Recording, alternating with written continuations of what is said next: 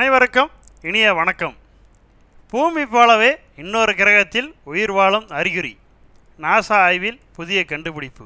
சில அறிவியல் கண்டுபிடிப்புகள் நமது அறிவை மட்டும் வளர்ப்பதில்லை, அதைவிட பெரிய தாக்கங்களையும் ஏற்படுத்துகின்றன. பிரபஞ்சத்தின் அளவையும் அதில் நமது இடத்தையும் நமக்கு வெளிப்படுத்தும் அறிவியல் கண்டுபிடிப்புகள் நமது உளவியலில் ஒரு மாற்றத்தை உருவாக்குகின்றன. அடுத்த வீட்டில் யார் உள்ளார்கள் என்பது கூட தெரியாமல் நகர்ப்புற அடுக்கங்களில் வாழ்பவர்கள் பூமியை தவிர வேறு கோள்களில் உயிரினங்கள் உள்ளனவா என்பதை அறிந்து கொள்ள ஆர்வம் காண்பீர்கள். ஏலியன்ஸ் எனப்படும் அயலானர்கள் குறித்து தெரிந்து கொள்வதில் அதீத ஆர்வமும் பரபரப்பும் எல்லோருக்கும் உண்டு. இந்த ஆர்வம் உலகில் உள்ள விண்வெளி விஞ்ஞானிகளையும் விட்டு வைப்பதில்லை. சூரிய குடும்பத்திற்கு வெளியே உள்ள கோள்களில் ஏதேனும் உயிரினம் உள்ளதா என்ற ஆய்வுகள் தொடர்ச்சியாக செய்யப்பட்டு வருகின்றன. முதல் முறையாக பூமியின் படங்களை நமக்கு விண்கலம் அனுப்பியது அவற்றில் ஒரு முக்கியமான தருணமாக கருதப்படுகிறது. அதேபோல் பூமியில் வாழும் சிறிய கடல்வாழ் உயிரினங்களால் உருவாக்கப்படும் ஒரு வாயு K2-18b என்ற கிரகத்தில் கண்டுபிடிக்கப்பட்டுள்ளது என்று தற்போது வெளியாகியுள்ள செய்தியின் மூலம் வேறொரு கிரகத்தில் உயிர்கள் வாழுவதற்கான சாத்தியக்கூறுகளை கண்டுபிடிப்பதற்கான வாய்ப்புகளை நாம் நெருங்கியுள்ளோம். இப்போது வேற்று கிரக உயிர்களை கண்டுபிடிப்பதற்கான வாய்ப்பு வெகு தொலைவில் இல்லை.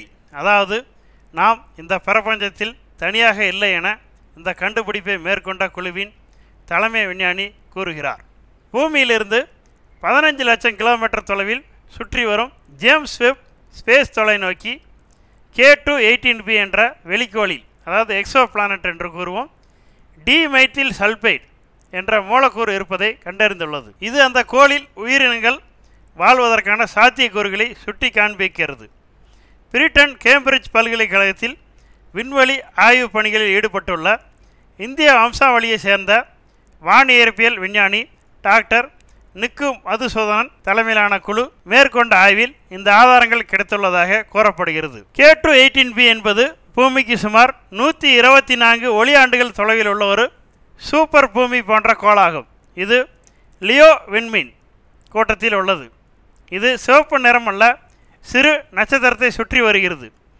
இது பூமியின் அளவை விட சுமார் 2.6 மடங்கு பெரியது, மேலும் 8.6 மடங்கு எடை கொண்டது. இந்த கோளில் திரவ நீர் அதன் மேற்பரப்பில் இருக்கக்கூடும் என்று தெரிகிறது. இந்த வெளிக்கோள் முதல் முறையாக 2015ஆம் ஆண்டில் கெப்லர் விண்வெளி தொலைநோக்கி மூலம் கண்டுபிடிக்கப்பட்டது. ஆனால் இந்த கோளை முழுமையாக ஆய்வு செய்யும் பணிகள் சமீபத்தில் தொடங்கின. ஜேம்ஸ் வெப் விண்வெளி தொலைநோக்கி மூலம் புதிய ஆய்வுகள் அதிகரித்துள்ளன. டிமெத்தில் சல்பைடு என்பது பூமியில் பெரும்பாலும் கடல்வாழ் நுண்ணுயிரிகளான பிளாங்க்டன் மூலம் உற்பத்தி செய்யப்படும் ஒரு மூலக்கூறு. இது பூமியின் பெரும்பாலான கடல்களில் பரவலாக உள்ளது. டிமெத்தில் சல்பைடு மேக உருவாக்கத்தில் பங்களிக்கிறது. பூமியின் காலநிலை மீதும் தாக்கத்தை ஏற்படுத்த முடியும். இந்த வேதிப்பொருட்கள் இருந்தால் அந்த இடத்தில் உயிரினம் இருப்பதற்கான வாய்ப்புகள் அதிகம் உள்ளன. இவை பயோ சிக்னேச்சர், அதாவது உயிரின் அடையாளங்கள் என்று அழைக்கப்படுகின்றன. K2-18b கோளின் வளிமண்டலத்தில் டைமெத்தில் சல்பைடு மற்றும் டைமெத்தில் டைசல்ஃபைட் ஆகிய 2 வேதிப்பொருட்களின் அடையாளங்கள் கண்டறியப்பட்டுள்ளன. கடல்வாழ் நுண்ணுயிரிகளின் பங்கு என்ன?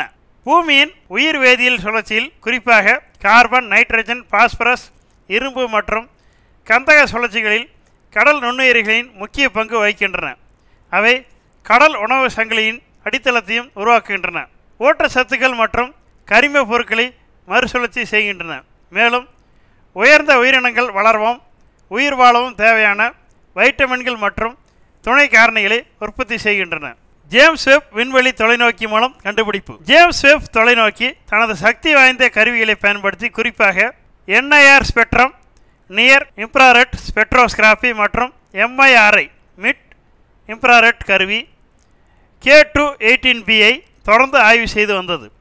இந்த தொலைநோக்கி நட்சத்திரங்களின் ஒளிக்கோளின் வளிமண்டலத்தில் ஊடுருவிய வழியை கவனித்து பார்த்தது. இது அங்கு உள்ள குறிப்பிட்ட மூலக்கூறுகளை கண்டுபிடிக்க உதவியது.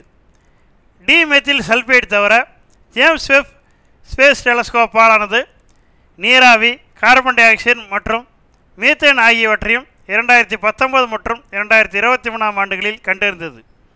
இந்த கண்டுபிடிப்புகள் புவிக்கோளின் வளிமண்டலத்தை ஒட்டியுள்ளதாக கருதப்படுகிறது. இந்த கண்டுபிடிப்பின் முக்கியத்துவம் என்னவென்றால், உயிரின் சாத்தியங்கள் பூமியில் உயிரோடு தொடர்புடைய டைமெத்தில் சல்பேட் போன்ற மூலக்கூறு கண்டறியப்பட்டுள்ளதால் K2-18bயில் உயிர் இருக்க வாய்ப்பு அல்லது அதற்கான அனுகூலமான சூழ்நிலையில் இருக்கக்கூடும் என்று விஞ்ஞானிகள் கருதுகிறார்கள்.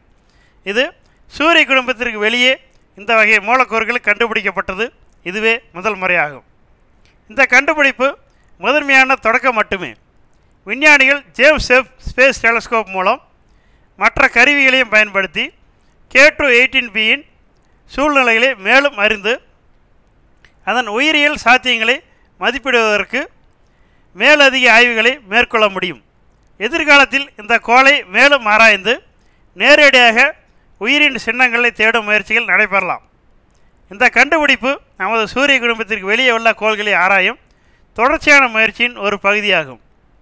K2-18bயில் டிமெத்தில் சல்பேட் கண்டறியப்பட்டுவது சூரிய குடும்பத்திற்கு வெளியே உயிரின் உள்ளடக்கத்தை தேடும் பணியின் ஒரு மையமாகும். இந்த மூலக்கூறு இருப்பது கோள்களின் உயிரின் இருப்பை உறுதி செய்யவில்லை என்றாலும் அது K2-18bயில் உயிரின் சாத்தியத்திற்கேற்ற சூழ்நிலையில் இருக்கக்கூடும் என்பதை சுட்டி காட்டுகிறது. மேலும் இது போன்ற அரிய தகவலுடன் நாளை சந்திப்போம். இந்த தகவல்கள் பிடித்திருந்தால் இந்த சேனலை லைக் பண்ணுங்கள், சப்ஸ்கிரைப் பண்ணுங்கள், கமெண்ட் பண்ணுங்கள், உங்கள் நண்பர்களுக்கும் பகிர்ந்து கொள்ளுங்கள். நன்றி, வணக்கம்.